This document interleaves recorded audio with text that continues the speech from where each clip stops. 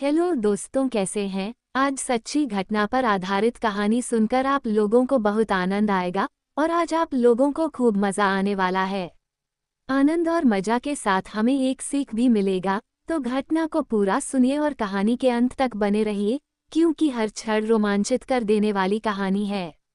तो चलिए शुरू करते हैं। मैं घोड़े को चारा डाल रही थी झुककर, तभी घोड़ा हिन-हिनाकर ऊपर चढ़ गया।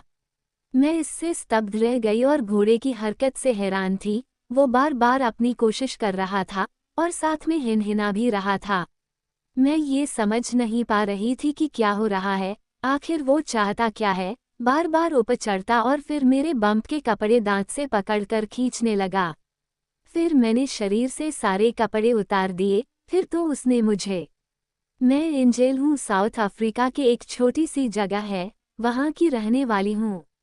मैं जब पढ़ाई कर रही थी तभी से मुझे घोड़े का बहुत शौक था। मैं स्कूल से आती तो बस घोड़े को लेकर निकल जाती और खूब घोड़े की सवारी करती, जब तक मैं नहीं थक जाती, क्योंकि घोड़े कभी नहीं थकते। वो लगातार दौड़ सकते हैं, वो किसी काम में नहीं थकते। हम आप थक सकते पर वो नहीं थकते। घर से निकलते ही पापा मुझे डांटते कि पढ़ाई करने की जगह हमेशा घोड़े दौड़ाने में लगी रहती हो, तो पढ़ाई कब करोगी। पर मुझे घोड़े की सवारी से कभी मन ही नहीं भरता था। मेरे घर बहुत सारे घोड़े थे और सबका अलग अलग नाम था। मुझे जो पसंद था उसका नाम राकी था। उसको भी मुझसे इतना लगाव हो गया था कि जब भी मैं स्कूल से आती तो वो घोड़शाला में हिनहिनाने लगता था। उसे पता नहीं कैसे एहसास हो जाता था कि मैं आ गई हूँ, और जब तक मैं उसे बाहर नहीं लेकर जाती वो बोलते और घोड़शाला में कूद-फान करता था। जब मैं घोड़शाला में जाती और चना गुड़ खिलाकर फिर उसे बाहर लेकर जाती थी, वो चना गुड़ को बड़े प्यार से खाता था और मेरे गालों पर या हाथों पर चूमकर शुक्रिया अदा करता था। मैं भी अपनी पढ़ाई के साथ साथ इन जानवरों का भी ख्याल रखती थी। उनको समय पर चारा देना, पानी पिलाना, सबका ध्यान रखती थी।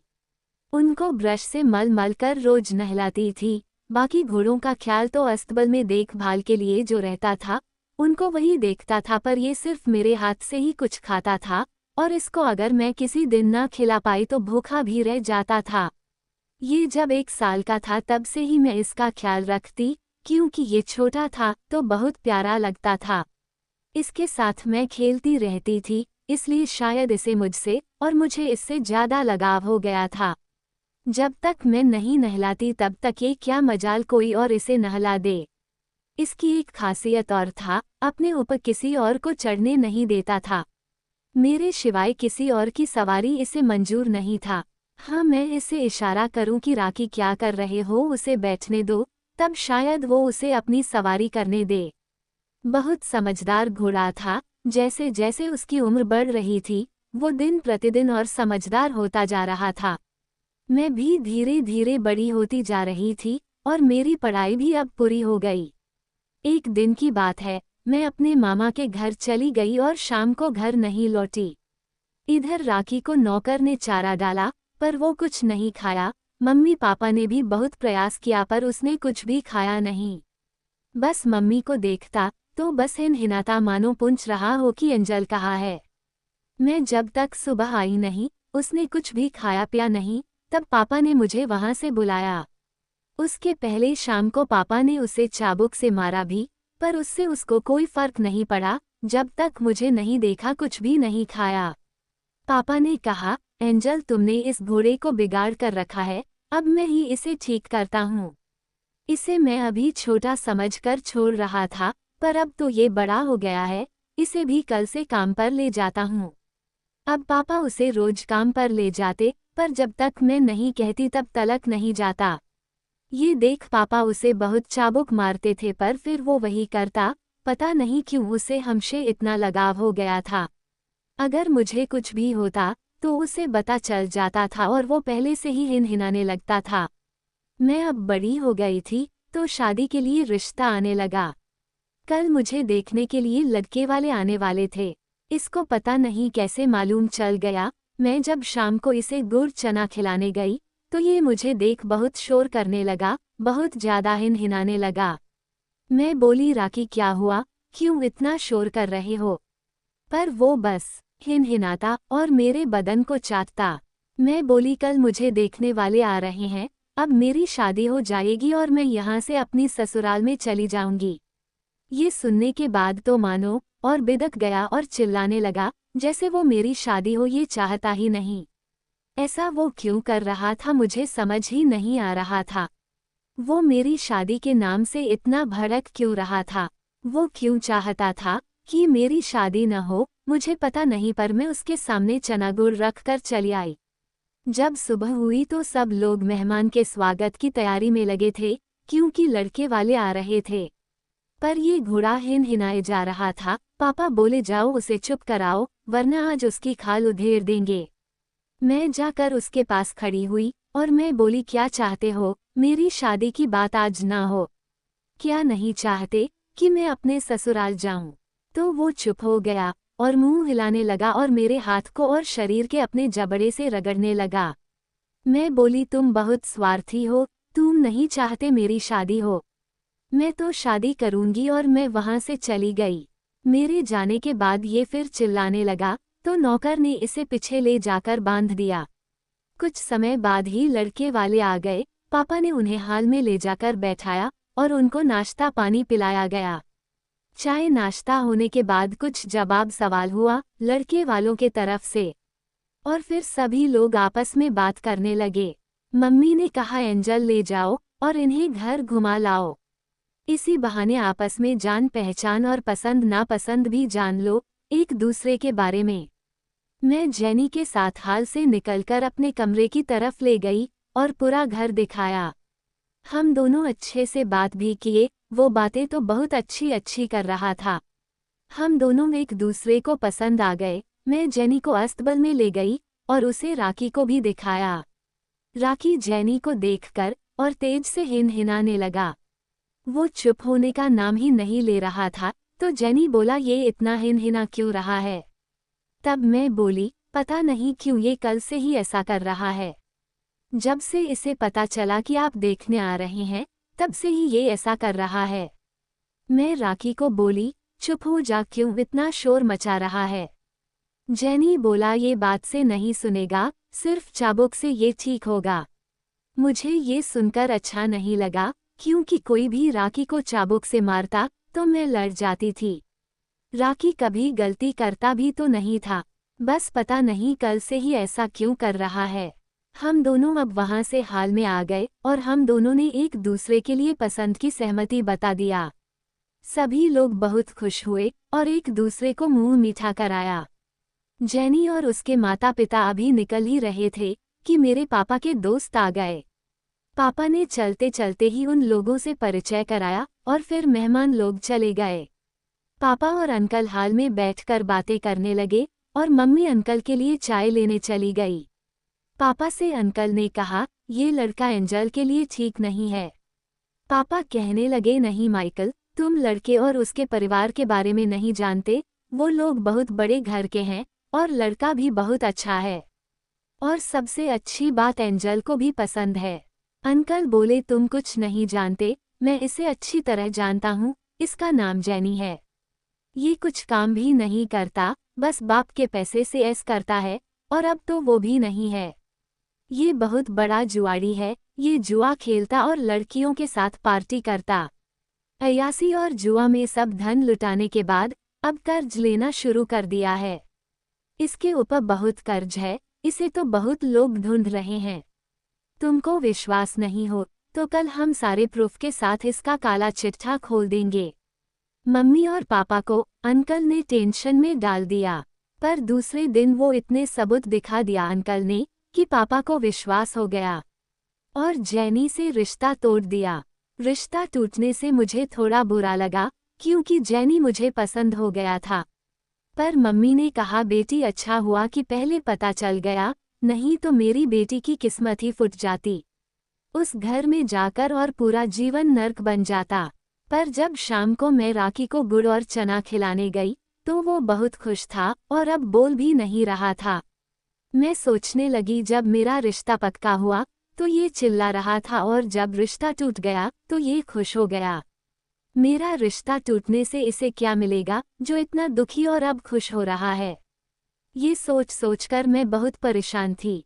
मैं राखी को बोली, तुम्हें क्या मिला मेरे रिश्ता टूटने से जो इतना खुश हो रहा है।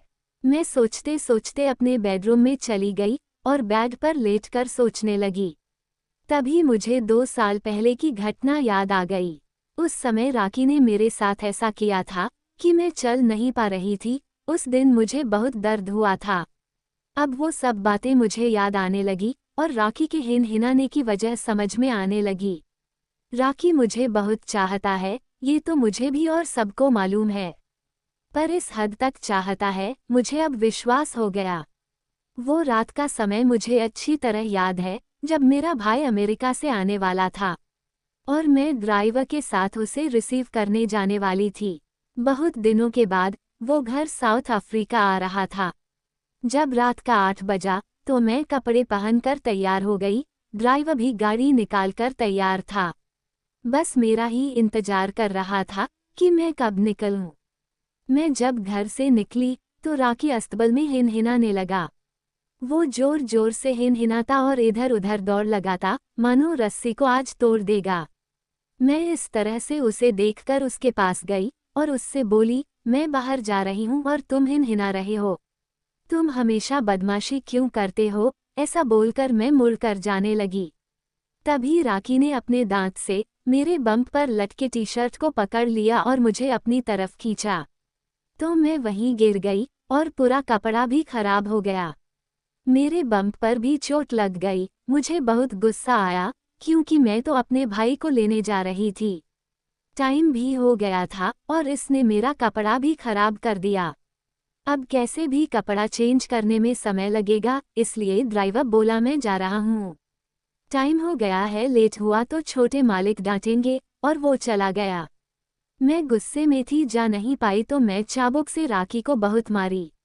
वो चुपचाप चाबुक को सहता गया और थक हार कर मैं अपने बेडरूम में चली गई और रोने लगी क्योंकि अपने भाई को रिसीव करने एयरपोर्ट नहीं जा पाई थी। कुछ ही समय बीता होगा, तभी पापा को फोन आया कि आपके ड्राइवर का भयंकर एक्सीडेंट हो गया है। पापा और हम लोग तुरंत दूसरी कार से वहां पहुंच गए तो देखा कि ड्राइवर सही सलामत है, पर ड्राइवर के दूसरे तरफ का हिस्सा पूरा ही उड़ गया है। अगर उस तरफ जो भी बैठा होता वो आज नहीं बचने वाला था। मेरे पापा कहने लगे, एंजल अच्छा हुआ तुम नहीं गई। आज गॉड का बहुत बहुत धन्यवाद, उसने तुम्हें जाने से बचा दिया, नहीं तो आज क्या होता ये कल्पना से भी परे है। क्योंकि दूसरे तरफ का पूरा हिस्सा पूरी तरह दब गया था। ये सोचकर भी मेरा मन कांप रहा था, आज मैं किस हाल में होती। मैं समझ गई कि राखी इसलिए मुझे जाने से रोक दिया और मुझे गिरा दिया ताकि मैं न जाऊं। उसने मुझे बचाया, पर मैं गुस्से में आकर उसको कितने चाबुक मारी।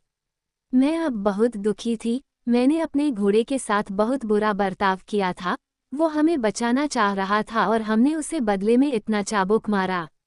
जानवर सचमुच बहुत वफादार होते हैं और राखी ऐसा ही वफादार घोड़ा था। इस घटना के बाद मैं राखी के और करीब हो गई। मेरे दिल में राखी के लिए प्यार और बढ़ गया। उसने उस दिन भी मुझे बचाया और आज भी मुझे गलत आदमी से शादी होने से बचा लिया। मैं राखी के पास गई और उसे धन्यवाद बोला। वो अब बिल्कुल शांत था और प्यार से हिनहिना कर मुझे देखने लगा। मेरे बदन को मुंह से दुलार करने लगा। उसे भी बहुत खुशी मिलती है मुझे देखकर। वो जैसे आगे पीछे होने लगता, मुझे पाकर बहुत खुश होता था। इस तरह से वो मुझे हर संकट से बचाता रहा और मेरा प्यार लगाव उसके साथ बढ़ता चला गया। एक समय आया जब मेरी शादी हो गई और मैं अपने ससुराल चली गई। पर यहाँ राखी एकदम शांत चुपचाप रहने लगा। उसकी हालत खराब हो गई। अभी तो वो जवान हुआ था, पर जैसे बूढ़े घोड़े की तरह हो गया। वो मेरे लिए बहुत दुखी हो गया था। वो खाना पीना भी छोड़ दिया था। उसकी हालत बहुत खराब हो गई थी। एक दिन मम्मी ने फोन किया और बोला, एंजल तुम जब से गई हो राखी अब बीमार रहने लगा है। वो कुछ खाता पीता ही नहीं। इसे तुम अपने यहाँ ही ले जाओ, नहीं तो यहाँ ये दम तोड़ देगा। मुझे भी राखी की याद आ रही थी। मम्मी की बात सुनकर तो मैं खुश हो गई। और मैं घोड़े को अपने यहाँ बुला लिया। जब घोड़ा मुझे देखा तो उसकी सारी बीमारी मानो गायब हो गई। वो चारा भी खाने लगा और कुछ ही दिनों में फिर जवान घोड़े की तरह दिखने लगा। वो पहले जैसा लंबा कद काठी का हो गया। वो देखने में भी बहुत सुंदर था, अब वो पहले जैसा ही खुश रहने लगा। मैं जब भी उसे गुड़ चना खिलाने जाती तो बहुत खुश होता। वो तो फिर मेरे कपड़े को दांत से पकड़ लेता। उसे मेरा साथ बहुत अच्छा लगता था, मानो वो चाहता मैं उसके साथ ही रहूं। एक दिन तो हद ही हो गया, मैं भी नहीं समझ पा रही थी कि क्या कहना चाह रहा है। राकी जब भी मुझे देख रहा था वो अपने आगे का पैर उठाकर हिनहिनाने लगता। उस दिन मेरे साथ कितनी बार ही ऐसा किया। पहले तो कभी नहीं ऐसा करता था, पर आज वो जब भी मुझे देख रहा था तो बस अगले पैर को उठाकर हिनहिनाना चालू कर देता था। रात का समय था, मैं किचन में खाना बना रही थी और मेरे हस्बैंड कहीं बाहर गए थे। तभी राकी जोर जोर से हिनहिनाने लगा। मैं सोची शायद उसे भूख लगा हो, इसलिए मैं गुड़ और चना लेकर बाहर निकली। मुझे देख वो और व्याकुल हो गया और जिसमें बंधा था उस रस्सी को नोच भी रहा था। मैं उसके पास जाकर उसे गुड़ और चना खिलाने लगी, पर वो नहीं खाया। वो खूंटे से रस्सी खींचने लगा और गुड़ चना को नीचे गिरा दिया। उसे भूख नहीं लगा था, वो शायद कुछ और चाह रहा था। वो किसी और चीज के लिए व्याकुल था, पर मैं नहीं समझ पा रही थी कि आखिर वो रस्सी क्यों खोलना चाहता है। मैं उसको व्याकुल देख उसकी रस्सी खोल दी और वहां से जाने के लिए मुड़ी। उसकी रस्सी खुलने से वो अब फ्री हो गया था। उसकी हरकत देख मैं तो सहम गई और मेरी सांसें मानो बंद हो गई। पहले तो मैं पूरी तरह से डर गई और सहम गई, क्योंकि मुझे मुड़ते और रस्सी से फ्री होते ही वो ऊपर चढ़ गया। पर वो कुछ कर नहीं पा रहा था, इसलिए मेरे बम्प पर मुंह से धक्का देने लगा। मैं समझ गई कि ये क्या चाहता है और इसलिए मैं उसकी दिशा में थोड़ा आगे बढ़कर झुकी। फिर तो वो लगातार प्रयास करने लगा। उसके ऐसे करते देख मैं अचंभित थी और बहुत डरी भी थी। आगे जो उसने किया वो नज़ारा देख मैं तो सहम गई और मेरी रूह कांप गई। फिर वो मेरे बम्प से कपड़े को मुंह से खींचने लगा। पहले तो मैं नहीं समझ पाई उसके इरादे को, आखिर वो क्या चाह रहा है। पर आगे का नज़ारा देख मेरा मन अब शांत हो गया और मैं उसकी बात को समझ गई और हमने शरीर से सारे कपड़े निकाल दिए। पहले तो मेरी जान अटक गई थी, पर अब जान में जान आई और मुझे अपार खुशी मिलने लगी। मेरी जो जान अटक सी गई थी, अब मुझे थोड़ा राहत महसूस हुआ। आज मुझे इतनी खुशी हुई राकी से, जो खुशी आज इस घोड़े ने मुझे दिया था। उसे व्यक्त करने के लिए मेरे पास शब्द कम पड़ रहा। मैंने घोड़े को चूम लिया। मैं सोचने लगी, आज राकी इसलिए ही परेशान था। आज जो मेरे साथ उसने किया था वो पूरी जिंदगी नहीं भुला सकती। उसने आज हमें अपार खुशी दिया था, शायद इतनी खुशी पहले कभी नहीं मिला था। मैं बार बार घोड़े को चूम रही थी, उसने जानवर होकर भी इतने महान काम किया था। घोड़े ने आज मेरे बच्चे की जान बचाई थी।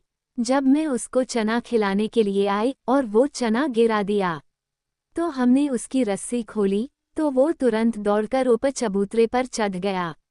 तब मेरा भी ध्यान उधर गया और मैं देखती हूँ मेरा 3 साल का बेटा ऊपर बने टेंट के पास पहुँच गया है।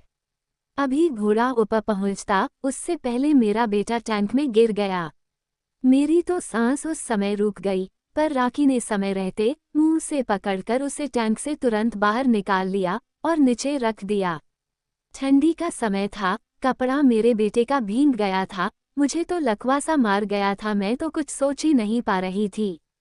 वो तो भला वो घोड़े ने मेरे कपड़े को खींचने लगा तो मैं होश में आई और समझ गई वो गीला कपड़ा निकालने को कह रहा है और मैं झट से अपने बच्चे का सब गीला कपड़ा निकालकर उसे अपने सीने से लगा लिया और अपने स्कार्फ में ढांक लिया।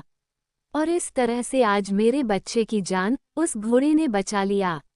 सच कहते हैं कि जानवरों से अगर आप प्यार करते हैं तो वो भी आपको उतना ही प्यार और स्वामी भक्ति करते हैं। और ये बात राकी ने एक बार नहीं कितनी ही बार अपनी स्वामी भक्ति करके साबित कर दिया है। आज मैं या मेरा बेटा दोनों उसके ही बदौलत आज जिंदा हैं। जानवर बहुत ही आगम जानी होते हैं, उन्हें किसी भी अनहोनी को पहचान लेने की क्षमता होती है। वो हमें उस खतरा से आगाह करते हैं, हमें बताने की कोशिश करते हैं, पर हम उनकी बातों को या तो समझ नहीं पाते या फिर उस पर ध्यान नहीं देते। लेकिन अगर उनकी हर हरकत पर अगर नज़र रखें, तो हम शायद कुछ समझ पाएंगे और आने वाली मुसीबत को शायद टाल पाएंगे। हमें अपने पालतू जानवरों को घर के सदस्य जैसे ही मान देना चाहिए, उनके साथ अच्छा बर्ताव करना चाहिए। आखिर उनके अंदर भी तो इमोशन और दिल होता है, उसको भी तकलीफ होता है। इस कहानी से हमें ये तो सीख मिल ही गया कि अगर हमने किसी के साथ भी अच्छा बर्ताव किया है तो वो बेकार नहीं जाएगा, भले ही वो बर्ताव एक जानवर के लिए ही क्यों ना हो। अगर आप अच्छा करेंगे तो आपके साथ भी अच्छा होगा। अगर आप किसी को प्यार देंगे तो आपको भी प्यार मिलेगा। दोस्तों, कहानी अच्छी लगी हो तो कमेंट करके बताएं और दोस्तों से भी शेयर करें। चैनल पर नए हो तो चैनल को सब्सक्राइब करें और बेल आइकन ज़रूर दबाएं ताकि अगली अपडेट सबसे पहले आपको मिले।